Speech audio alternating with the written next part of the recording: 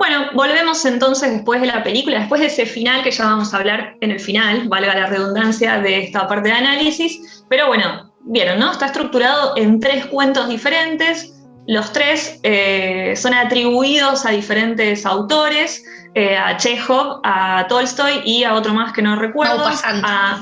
Exactamente. Lo que en realidad nosotros encontramos es que no son realmente de esos autores, pero sí se buscó de algún modo como validarlo, creo que en consonancia un poco con los ciclos de Roger Corman y demás, que sí estaban vinculados con Poe, de verdad, no de mentira como esto, pero ya eso me parece una característica simpática que quieran hacer eso, ya me parece lindo. El primero de los cuentos, que es El teléfono, es un relato bastante pequeño, está en un solo espacio cargadísimo, igual súper barroco. Ella duerme en una cama que es el cuádruple de su tamaño, enorme, con un montón de cosas, divino, aparte del espacio que está construido, en la que hay una situación de voyerismo, digamos, en la que ella la amenazan por teléfono, al mismo tiempo que le dicen hermosa, le dicen que la van a matar, una situación como de violencia, que eso también va a predominar mucho en el giallo, y porque este capítulo en particular, este episodio, perdón, en particular es el que más llama hacia el giallo, es el que más nos va a llevar hacia eso que viene en el futuro, ¿no? Y que ayudó a preconfigurar. Algunas claves sobre este capítulo. Bueno, primero, la cuestión importantísima para mí, porque es innovador también en ese momento, hay un vínculo. Primero hay un juego con la realidad, ¿no? Con que nosotros creemos que el que la quiere matar es un ex que estaba preso y que se acaba de escapar. Después se nos vende que en realidad es la otra amante de la protagonista, que está hipersexualizada, hipererotizada. Pensamos que es la amante, y después finalmente van a ser los dos, o sea, todos los vínculos que va a tener Rosy van a ser violentos y la van a querer asesinar y se van a terminar asesinando entre ellos. Por otro lado va a ser todo un lío. Entonces, bueno, interesante eso por ese lado, y ya les digo, es un relato chiquito, pero súper interesante, y que también nos lleva un poco a películas que se hicieron muy adelante, como por ejemplo Cuando un extraño llama, ya hablando de Estados Unidos, o si queremos hasta podemos pensar en Scream también, si nos podemos atrever a pensar. Es una estructura similar. De la amenaza telefónica, ¿no? Que está tan presente y que es la base del relato, porque como decía Mariana, de alguna forma hay una sola acción, un único espacio, 3 personajes. Sí. O sea, es sumamente simple la historia, casi minimalista, o sea, no pasa nada más que... Eso se va a dar de nuevo en la última. Exactamente, esas llamadas amenazantes. Sí. Pero como mencionaste vos, nosotras dijimos, esta película lo que tiene de encantador es que nos muestra como un baba vinculado con el cine de la década de los 50 y cercano al horror gótico, pero un baba también que plantea las que van a ser las claves de producción del cine europeo de la década de los 60. Esta lo que tiene es un poco eso. Es un viaje a lo que vamos a ver después también con Darío Argento en relación al giallo y a los asesinos y cuestiones semejantes. Exacto. A mí creo que es uno de los que más me gusta. No sé si es de los preferidos de la mayoría, pero lo que me parece muy interesante es cómo él va construyendo Está muy bien llevado, muy bien llevado. Bien llevado, y cómo se va haciendo cada vez más angustiante esa situación. O sea, se arranca con un llamado que preexiste a la llegada de Rosy al departamento, y eso empieza a crecer y a hacerse cada vez más insistente y cada vez más amenazador. Nada. Sí, totalmente, y además va a presentar una característica que después va a atravesar toda la película, pero que es sobre, bueno, el segundo capítulo, el tercero no tanto, pero que después sí también premoniza un poco, preconfigura lo que va a ser el giallo, que tiene que ver con la sensualidad. En esta película, vamos a ver, en los 2 primeros episodios es como algo muy importante, y eso nos lleva a pensar un poco en la última película que vimos en el ciclo anterior, también en la que hablábamos de la Hammer, y hablábamos de cómo el terror europeo se construye un poco también desde ese terror a la sensualidad, a la sexualidad, pero supo acogerlo de una forma diferente a la que lo hicieron los estadounidenses, por ejemplo. Y resulta interesante ver esa diferencia. En el segundo episodio de la película nos vamos a encontrar con el que para mí es mi preferido de la película, que es Los Burdulac. Los Burdulac es una historia sobre vampirismo endogámico, en la que es una idea de un vampiro que regresa después de 5 días a su casa. En realidad es una persona que muere y que es como infectada de algún modo, regresa, y lo que quiere hacer es cobrarse las vidas, o sea, vivir de aquellos que amó en vida. Ya eso es como una historia más romántica, digamos, ¿no? del vampirismo. En este caso va a actuar Boris Karloff aparte, lo cual también le da como otro tono. Sí, y es la es la parte más trabajada a nivel visual. Acá sí se nota esta clave de lectura que decíamos en el principio, ¿no? Decíamos, bueno, las atmósferas son todo. En este capítulo creo que la atmósfera es más que el todo, ¿sí? Porque lo que sucede se plantea muy fácil al principio. Se plantea algo, bueno, hay una familia, vuelve el padre, que es Gorcha en este caso, vuelve y se va a ir cobrando la vida de sus familiares a los cuales amó en vida. No es demasiado, no pasa más que eso, salvo en un momento un escape de una parejita, no más que eso. Pero en esta película, sí, esa parejita loca, aparte le dice, te voy a sacar de este horror, y la lleva a un lugar peor. Yo no sé si hay algo que me fascine más que la forma en que se construye el romanticismo en las películas de terror. Porque esos amores tan repentinos, ese jurarse amor eterno en menos de... ¿Cuánto dura el episodio? ¿Media hora? En menos de media hora los tipos se amaron, se chuparon la sangre, se convirtieron en vampiros, es hermoso. Es el terror del amor romántico. En la vida real. No sé si por la parte de... No, eso preferiría que no, pero bueno. No, claramente. Sí. Pero es todo tan pasional y tan hermoso. Perdón. Bueno, pero en este capítulo van a ver eso precisamente, cómo se construye todo, y ahí sí vamos a ver construcciones de planos que son increíbles, increíbles. Yo me acuerdo de una en particular que cada vez que veo esta película me deja flasheada, que es cuando él la lleva a ese lugar, esta pareja, que le dice, no, te voy a sacar de este horror, te voy a llevar a un lugar mejor, y la quiere hacer dormir como en un descampado horrible, con un castillo a medio terminar, todo lleno de telarañas, claramente ahí les va a pasar algo malo, no hay opción. Y Carlos lo sigue hasta ahí, ya convertido, y viene... Y hay una construcción hermosa, todos unos colores azules que salen de atrás del castillo, y él sale de uno de los laterales, su cara solamente, que me hizo acordar a Herzog también, muy posterior, pero parecía su cara de costado, iluminado con otro color, porque el uso del neón y demás, iluminado con un fucsia. Y es una construcción que para mí a Baba no le importaba nada a qué iba ese plano. Él quería ese plano, porque ese plano es terror puro, duro, y es increíble, y es hermoso. Eso tiene un poco que ver con lo que habías mencionado vos antes, en relación al hecho de que Baba trabajó muchos años antes que cuando empezó a trabajar como director, como técnico y como director de fotografía. Entonces es un tipo que el oficio lo tiene muy metido adentro, o sea, absolutamente. ¿Cuántos directores son capaces de manejar con esa maestría esos colores tan y en todas sus películas? En todas sus películas aparte, en La Máscara del Demonio, además, en todas sus películas hay una utilización, pero en este capítulo, precisamente en Los Burdulaques, donde está el despliegue más grande de herramientas cinematográficas, de recursos cinematográficos, se utiliza todo lo que se pueda utilizar, se utiliza en pos de generar una atmósfera terrorífica. La historia es dejada totalmente de lado, de hecho ni siquiera es la única historia en la que ni siquiera hay una intención de que sea verosímil la historia o la situación, no les importa, todo es poco verosímil. Todo, y sin embargo funciona perfecto. Para mí la historia que más funciona y la que más miedo nos puede causar, aún siendo en una época como esta que nada que ver, y además no deja de ser rupturista, así como en el primer cuento sucedía este vínculo lésbico que terminaba siendo rupturista, en este cuento va a suceder algo que es romper este tabú de los niños muriendo en el cine. Los niños no se suelen mostrar cuando mueren, se suele nombrar la muerte de los infantes, pero no se las muestra.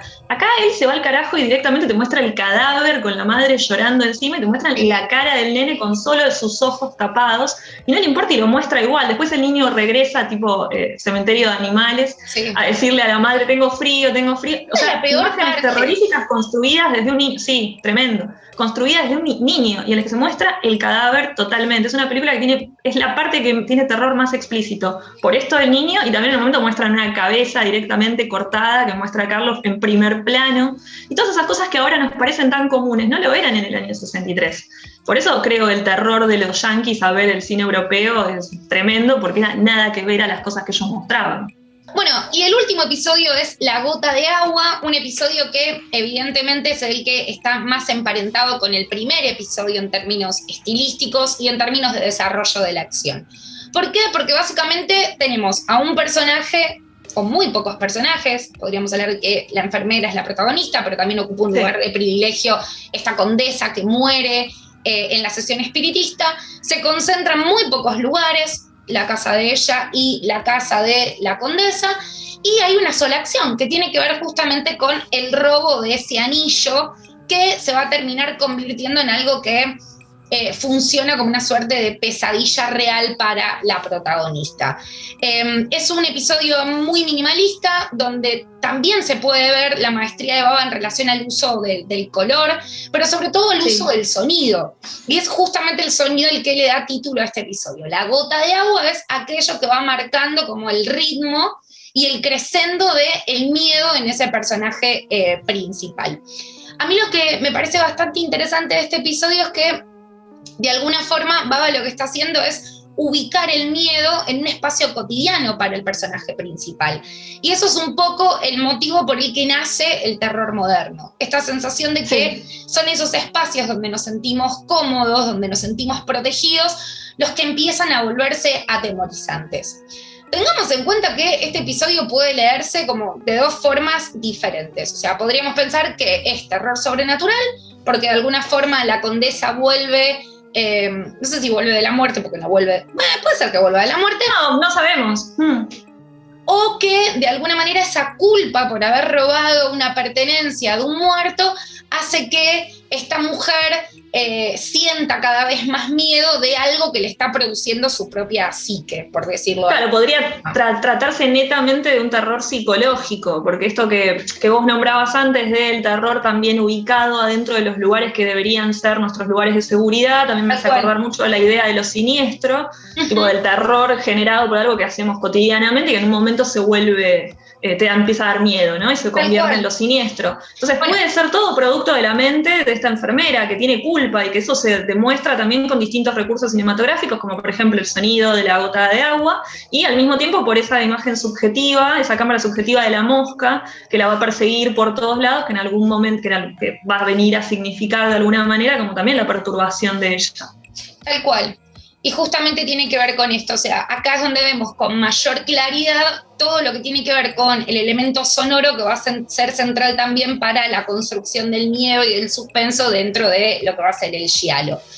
Ahora, si nosotros intentáramos pensar a los 3 episodios juntos, o sea, si quisiéramos unirlos, pensarlos como una totalidad, porque lo son, de alguna manera los 3 aparecen juntos, forman parte en una misma película, lo que podríamos decir es que los 3 de alguna forma trabajan con el concepto de lo sobrenatural y lo trabajan poniendo, como decíamos antes, a los protagonistas en una situación de tensión que se da en los lugares donde deberían sentirse cómodos. O sea, en aquellos espacios que son los espacios que nos protegen, Bava los convierte en espacios que son amenazantes.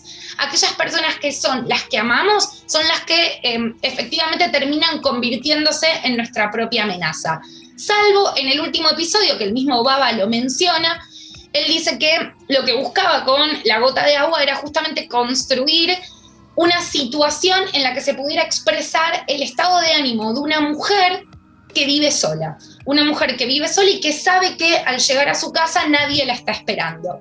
Yo todo el tiempo pensaba como en esto de la mujer, esta construcción de la mujer solterona con los gatos, y hay algo de eso en los 2 personajes femeninos de ese episodio.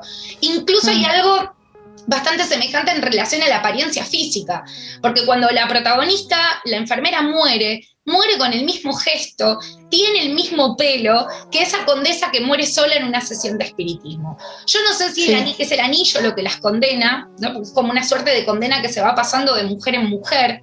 Recordemos que en el final del último episodio, aquella que encuentra a la enfermera muerta roba también el anillo, entonces uno como espectador sabe que eso va a seguir repitiéndose. Pero nada, en algún punto a lo que iba es que es el único episodio en el que un ser amado no es el que nos provoca miedo, sino que es la ausencia del ser amado lo que provoca miedo, por decirlo de alguna manera. O por lo menos eso era lo que Bava tenía dando vueltas en la cabeza.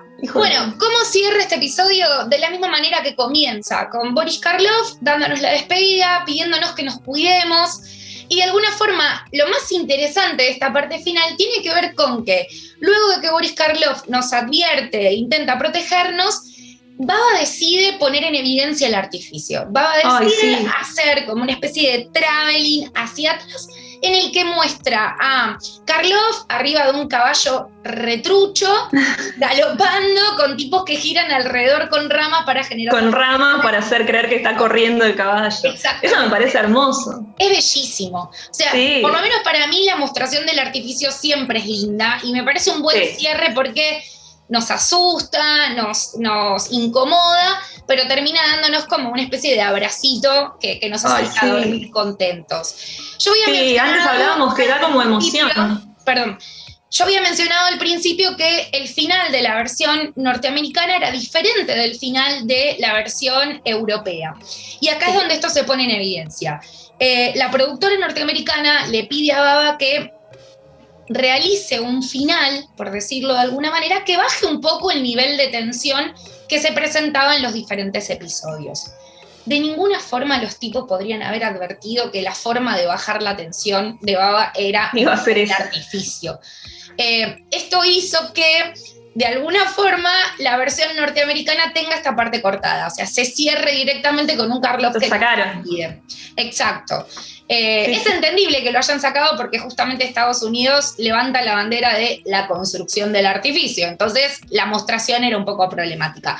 Pero yo me alegro de haber visto la versión europea, porque me parece que es como el cierre perfecto para toda esa clase de cine que fue la película.